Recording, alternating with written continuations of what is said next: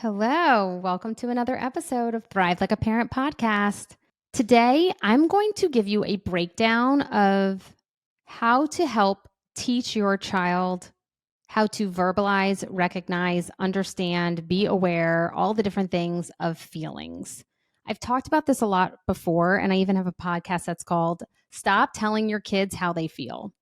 And I know that I probably touch on this part of it in that podcast, but I really feel that it's necessary to go even deeper into how do we help our children understand feelings, what they are, and how to verbalize them. The first thing to understand is that it's going to be different for every single individual, male, female, like you name it, every human, it's going to feel and be different. It depends on the individual fluency within your brain, honestly, of like, does that work for me? Is that something that feels good to discuss my feelings? Now, what we know about the brain is that neuroplasticity is everything. And while originally it was thought that 0 to 5 years old is really that neuroplastic time, we now know through many, many studies and many humans teaching this now, like we now know that our brain is plastic forever, and we can support our brain into rewiring. We can support our brain into healing. We can support our brain into gaining more fluency within each different portion of our brain. I want you to think of your brain like a bicep and a tricep and a quad and a glute and a this and a that.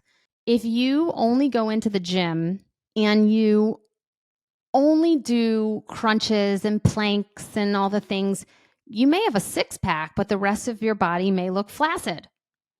It just may not look so great, right? You have to utilize the muscle in order for it to either gain strength or maintain, right? I know you've heard of if you don't use it, you lose it, right? That's kind of all wrapped into a pretty bow, the same concept. If you, in your individual brain, if it doesn't function where it's just simply able to be like, I feel really sad today and I feel angry at you and I feel that, like, if you have a hard time expressing emotions or have fear to express emotions or fear that you aren't allowed or can't, hey, dads, I'm also talking to you, men, like, that doesn't mean you're broken. That doesn't mean that you're not allowed. It just means that maybe it's wildly uncomfortable for you, to the point where smoke detector, right? Just like you think that the house is maybe on fire.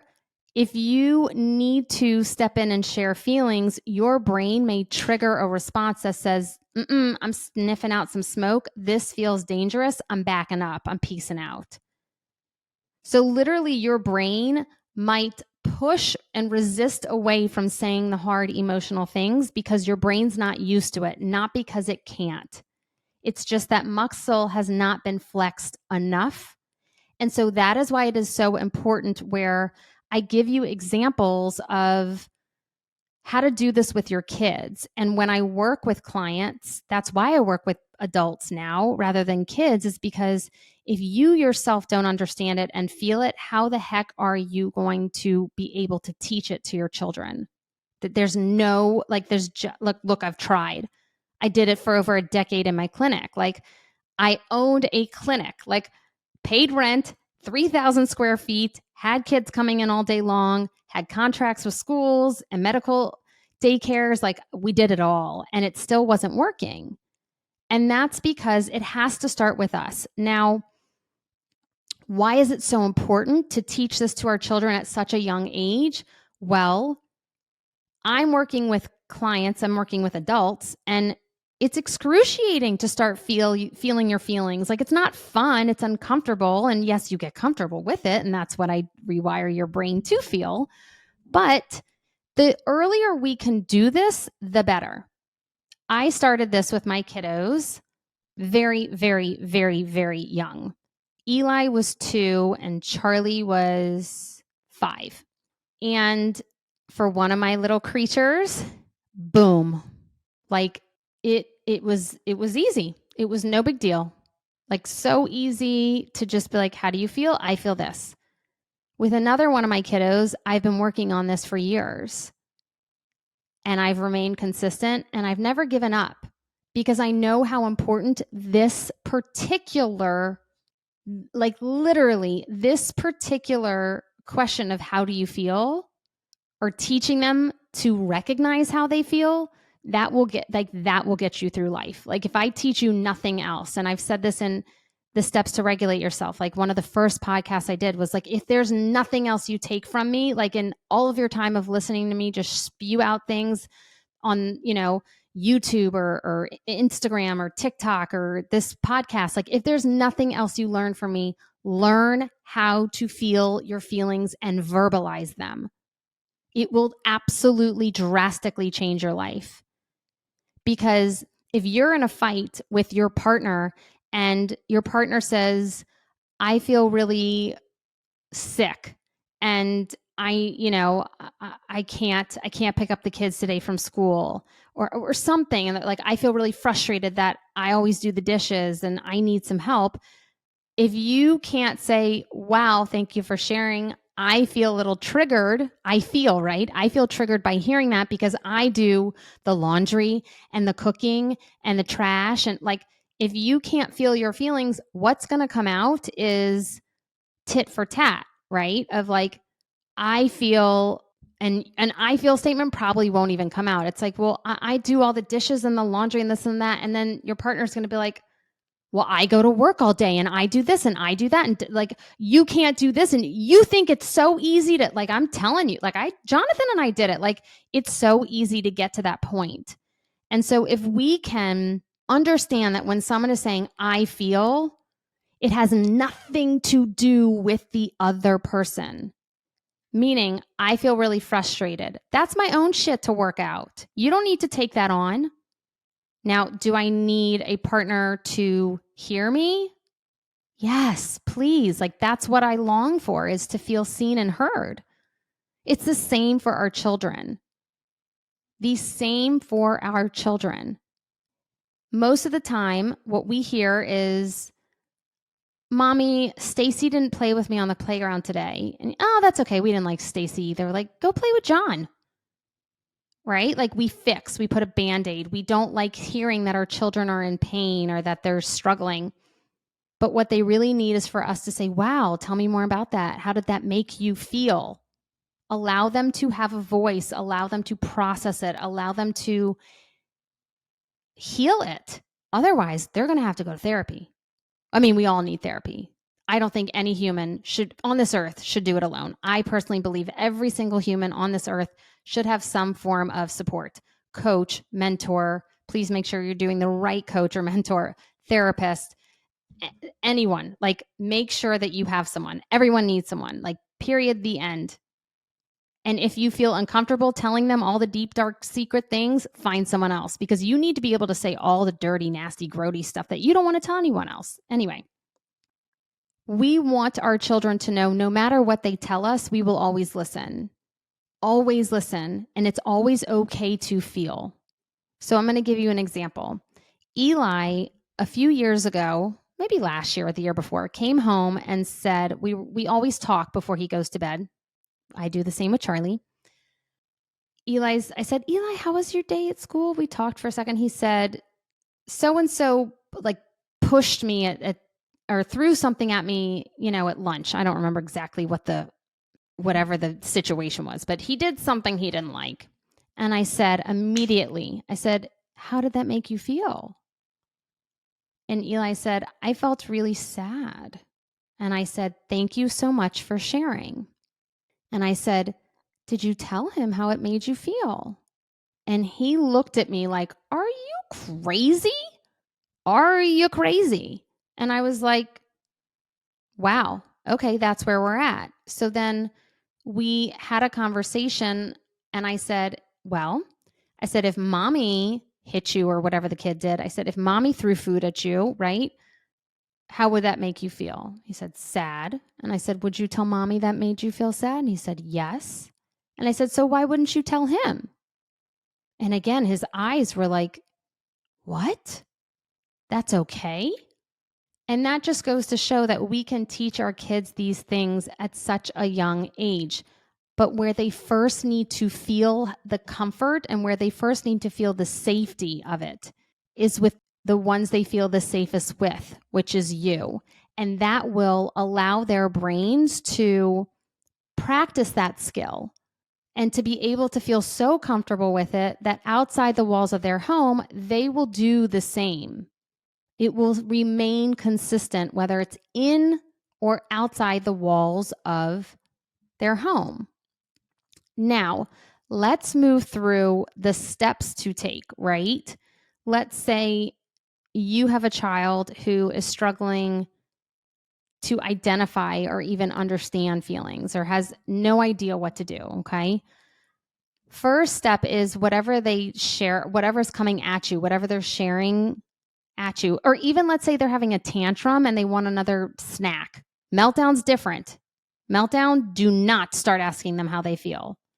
You need to know the difference between a meltdown and a tantrum. And if you don't, I have a course on it that you can purchase on my website. And I also have a podcast on it. So there's plenty of information on meltdown versus tantrum. Yes, they are different. Neurologically, they are different. But if we're in a tantrum, they know what they want. Meltdown, they have no effing idea. They're offline. Okay. Tantrum, I want to, okay, cool. It's not going to be like, oh, I just can't handle this. We're going to crouch down and be like, how do you feel right now? We want them to be able to verbalize their feelings. Okay. So they may not know, but that's what we're going to start with is like, how do you feel right now?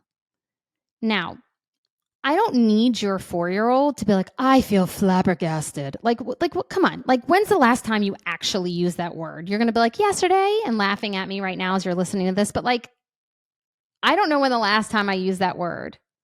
Half the SAT words, like, hello, like, I think you just heard my podcast on Hashimoto's. Like, I'm sure like the brain fog is legit. I definitely can't pull up a bunch of SAT words at the moment to be like, I feel, I don't know, whatever it is. I feel XYZ. But happy, sad, angry, frustrated. Like, stick to simplicity, like joy, like simple. I don't even care if you stick to happy and sad. Like, teach your kids simple stuff. And you utilize that too. Like, why do you need to be like, I feel, I don't know. No, like, I feel pissed. Like, cool. That's a great blunt. I know exactly where you're at. Like, got it, right? How do you feel right now? Now, for the kiddos who can immediately say how they feel, that's wonderful. Okay. But let's dive into the ones who don't. Okay. Or the ones who you're teaching. And like I said, I started this with Eli at 2. Not saying they're going to become proficient in it, but you can try it out and then keep trying and keep trying and keep trying and keep trying. Just like I have done with my other son who was like, get away from me. I don't want to talk about my feelings. So if they don't know the feeling, if they look at you and like, I don't know, I want you to give them 2 options, 2 completely different options, maybe happy and sad, right? And I want you to say, do you feel happy? And like smile and like show them what happy and animated looks like, okay? Or do you feel sad? Or like, do you feel angry? Like, show them so that they can kind of visually, right? All the stimuli, auditorially, ears, visually see all the different things. We're teaching them, we're giving them a model to be able to learn this stuff. I think as parents, we feel like they'll just get it. Like, duh, they're around us. Like, they're going to understand this shit. They're not. We have to teach and educate our children for the world, like we do. So give them 2 options. Let's say you say happy and sad, and they say, I feel sad. And you know they don't feel sad. Like, you know they don't. You know they feel either angry or let's say you know they feel happy, okay? If they say the second answer, I want you to switch it again and be like, okay, so you feel So do you feel sad or do you feel happy? If they give you the second answer, that means they still have no earthly idea what you mean.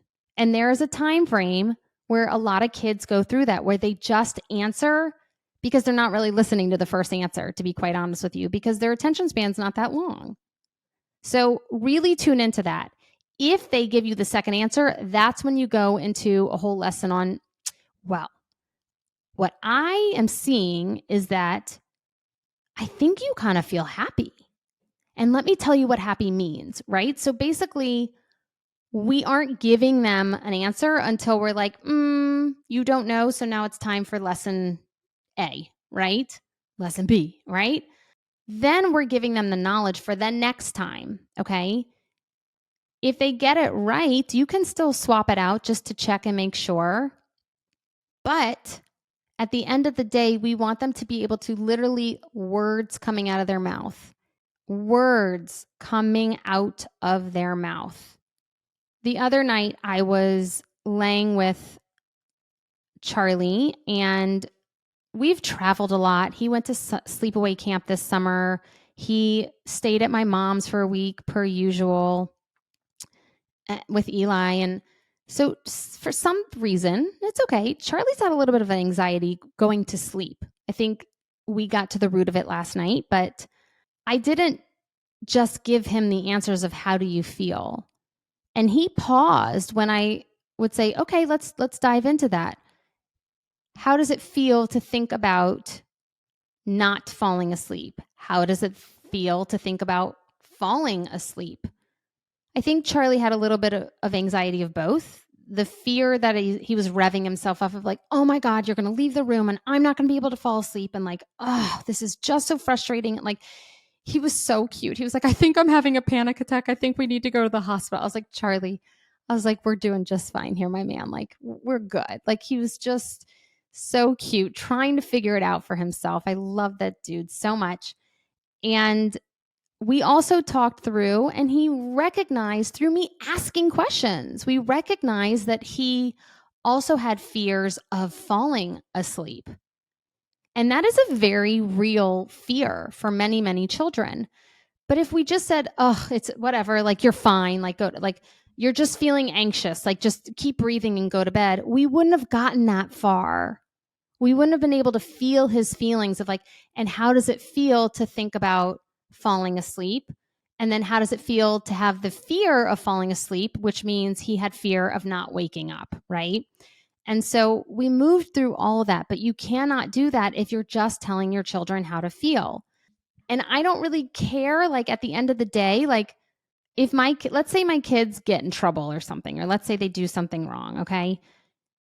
If they come home and we have a really great conversation of how they felt and why they did XYZ, I'm like, thank you for sharing. Like, we're all good here because they're gaining knowledge, self awareness, intuitively understanding their internal system from a feelings, from an emotional standpoint. And so to be able to help our children understand how to get to the place of how they feel is hands down everything. Absolutely everything. Because once you can figure out how you feel, the next steps of regulation can come, right? And so what did we do after Charlie and I talked through it? We've been doing meditations every night, which has been so wonderful. And I love doing it with him. And I breathe through it and I do all the things too. It's wonderful.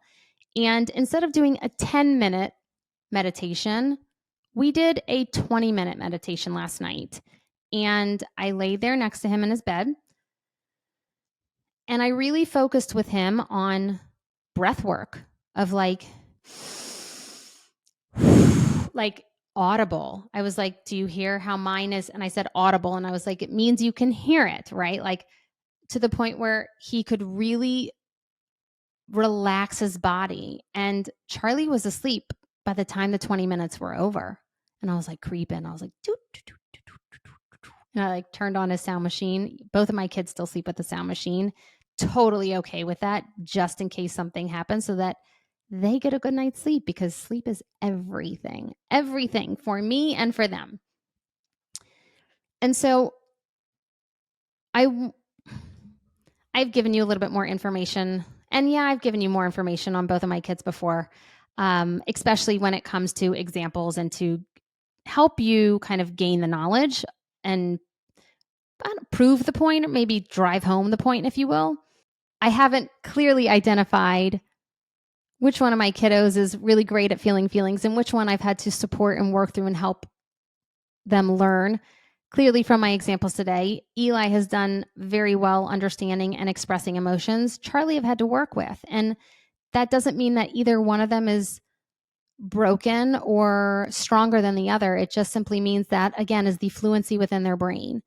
And so I can't even tell you how proud I am of Charlie. Like, we have worked at this for years, but for him to be able to share his emotions and have the awareness of his emotions, I did not have that as a little girl. I did not have that as a young adult. I probably did not have that until I started doing this work many years ago on myself. And your feelings matter. Your feelings matter to share them with your family, your friends, your loved ones, and then to be able to see how those feelings are responded to helps you then see where you're at with your dynamic of friends, of family, of loved ones, of partnerships, of all the different things. If you have a partner who every single time you share your feelings, they completely get defensive, they shut down, they tell you everything you're doing wrong, maybe even gaslight you, that's a shitstorm.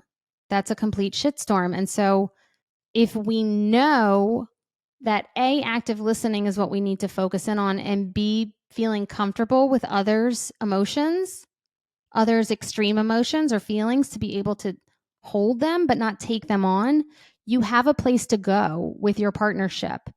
And I have said this before, but a lot of the clients that I work with, I got a message the other day from my incredible client, Claire. I love her to death.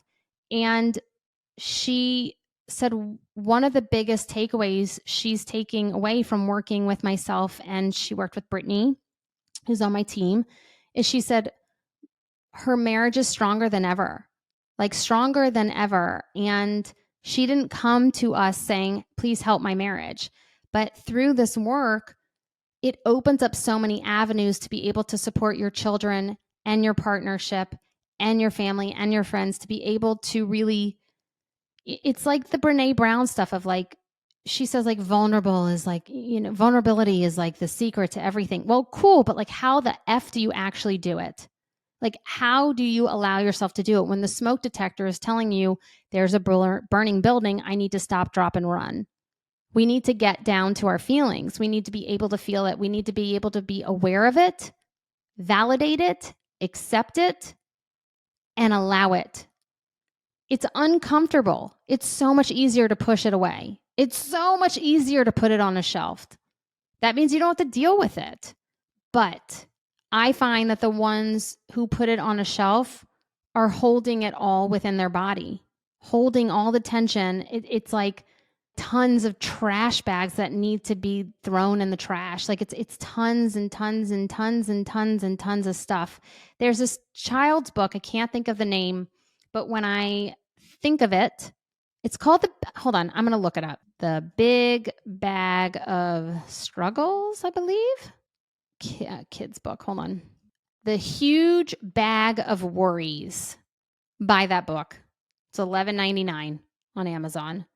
It is fantastic. And it's actually so cute because I believe, I'm not 100%, but some of the wording in it reminds me of like how there's little idiosyncrasies in it. It seems like it's someone wrote it from the UK or something. Like, it's so cute. And it's an older book, but it literally gives this example of how no matter what, like, this kid just drugged around this bag and they were so afraid to open the bag, and they were so afraid and so afraid and so afraid and so afraid. But then once they opened it and they got the courage to open it, and someone helped them, supported them into opening it, one by one, the bag got lighter. And it's this beautiful metaphor to help our children understand it's okay to feel our feelings. And it's the same for adults. And that is why, despite maybe you not being in a beautiful, healing, feelings environment growing up, whether you're male or female. You can still do this now, and it's so crucial to teach this to our children as young as possible. Because like I've said today, it did take me time. It took me time with one of my kiddos, and now he's flying, like he's doing phenomenal. And he has that skill for the rest of his life rather than doing it as an adult. And if he had never done it, or if he didn't have me as his mom, or didn't have the experience of learning his feelings, he'd be light years behind where he is now. And those tools were crucial for my children to be able to process the loss of their dad, to process the loss of how their dad died. Eli still does not know. Charlie does know, but for Charlie to be able to process that. Now, if you've heard that podcast, you'll know that I did not tell either one of them, and I still haven't told Eli until they asked. Charlie was asking enough questions, which meant I knew his brain was ready for the next step of processing on the grief pendulum or processor journey. Like I knew Charlie was ready to start doing the work emotionally. But in order to do that work, he needed these skills and tools. I don't think that I'm the only one in America who has gone through trauma or pain or grief or needed these skills and tools for my children and for myself. We all go through things. Yes, some go through things a lot younger than others, but we all have hardships in our lives, and we need to be able to have the tools to support ourselves through it.